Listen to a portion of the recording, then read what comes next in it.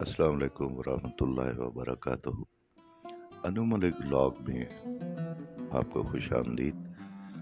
آج کا ولاگ ہم ایک صوفی بزرگ حضرت بابا سومن سائی کی مزار میں حاضری کے لیے پیش ہوئے، جو کہ شادلنڈ سے شمال کی طرف تقریباً 4 کلومیٹر کے فاصلے پر ہے۔ بابا سومن ہانسی حصار ہندوستان سے اس وقت جب کوئٹہ میں زلزلہ جو 1935 میں آیا تھا، اس سے بھی کئی سال قبل پاکستان آ گئے، اپنی زندگی کے مختلف انداز میں بیان کرتے تھے۔ بابے نے بتایا کہ میرا ایک ہندو بھی استاد تھا۔ جب وہ ہندوستان سے آنے لگا تو اس ہندو استاد نے ان کی آئندہ کی منزل کی طرف اشارتاً کہا کہ ان کا مستقر کابل ہوگا۔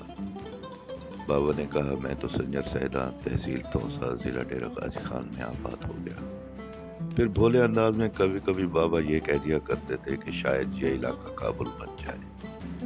بابا سومن کہا کرتے تھے کہ وہ کراچی میں بھی کچھ دن ایک فقیر کے پاس جو ظاہراً درزی کا کام کرتا تھا ان کی خدمت میں رہے۔ جب 1947 کا واقعہ ہوا، یعنی تقسیم ہند کا، پھر وہ مجھے بتایا کرتے تھے کہ میرے خاندان میں سے کون کون سے آدمی مر گئے اور کون کون سے آدمی پاکستان آ گئے۔ بابا نے کہا، اس نے کہا کہ مانگو مجھ سے کیا مانگتے ہو، تو بابا نے کہا کہ میرے لیے دین کی دعا کرے۔ بابا نے فرمایا کہ میں کئی مدت تک صرف ایک ہی قمیض میں جو لمبی ہوتی تھی رہتا تھا، اور سنجر سائیدان جو اس وقت بابا کا مستقر تھا اس کی وصال کی جگہ ہے، بتایا کرتے تھے کہ جب میں ہندوستان سے آیا تو خواجہ سلیمان کا عرس بھی ہو رہا تھا۔ تو میں بڑے دروازے سے، جسے چاندی والا دروازہ کہتے ہیں، مزار کے اندر جانے لگا تو ایک آدمی نے مجھے اپنی لاٹھی آگے کر کے روک دیا اور مجھے اندر نہ جانے دیا۔ میں نے اس آدمی کو اور اس آدمی نے مجھے دیکھا، پھر اس نے اپنی لاٹھی اوپر اٹھا لی اور میں اندر چلا گیا۔ پھر میں نے زیارت کی اور رات ہو گئی۔ رات کو میں دربار کے صحن میں سویا تھا اور دن کے واقعے کو اپنے دماغ میں لا رہا تھا کہ یہاں پر مجھے کوئی جانتا نہیں، پھر یہ کون شخص تھا جس نے مجھے ایک لمحے کے لیے روکا اور پھر جانے دیا۔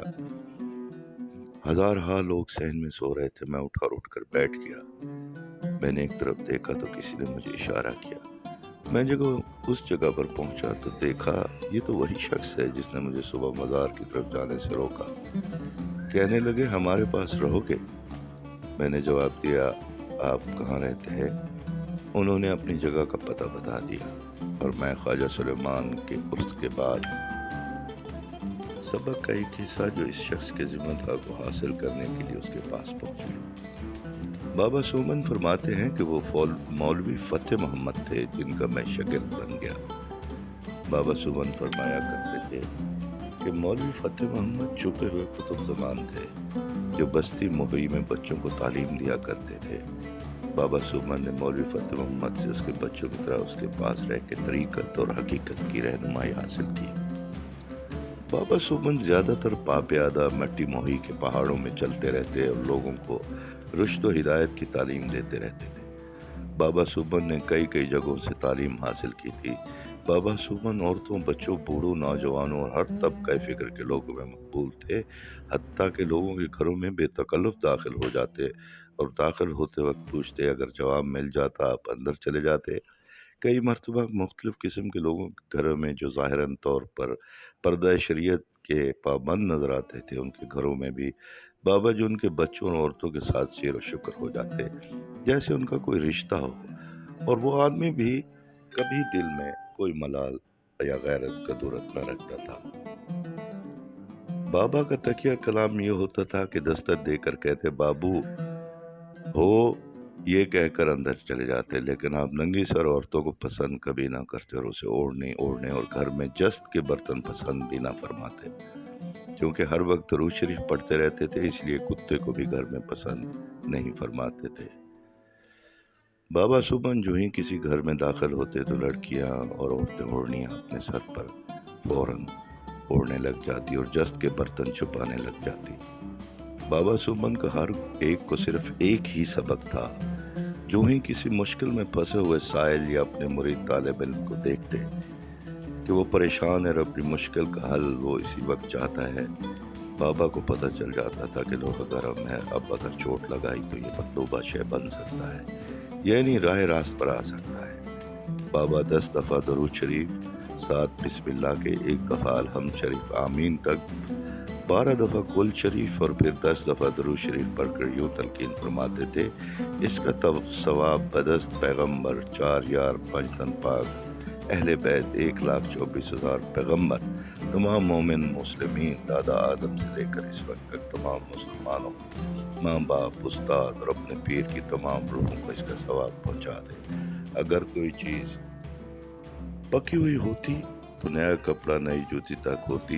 इसके लिए आपकी तरफ से हर तालिब इल्म और मुरीद को यही तलकीन होती, हत्ता कि उसने कहा हुआ था कि अगर अपनी रोटी खाने लगो तो उसको हलाल करने का तरीका जो हमने ऊपर बताया है पढ़ लिया करो।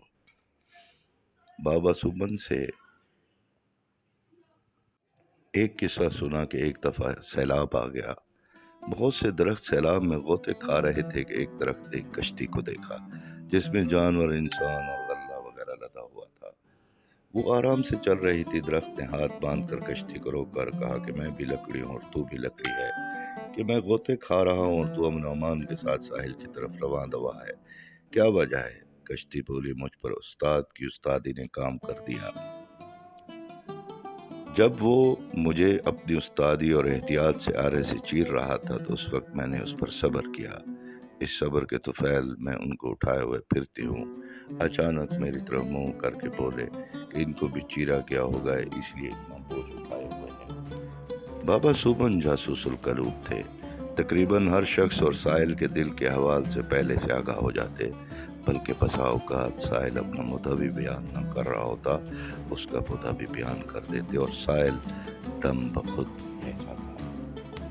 बाबा सुमन हम वक्त बावजू रहते और हर वक्त दरूद शरीफ पढ़ते रहते थे और ज़्यादा से ज़्यादा जागते रहते और हमें भी तलकीन करते थे कि बेटा सोने के लिए तो बहुत।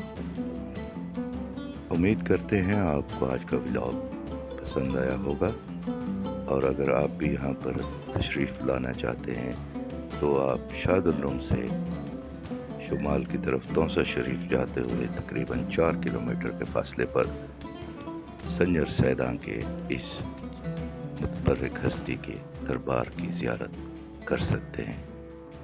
अल्लाह हाफिज़, अल्लाह निगहबान।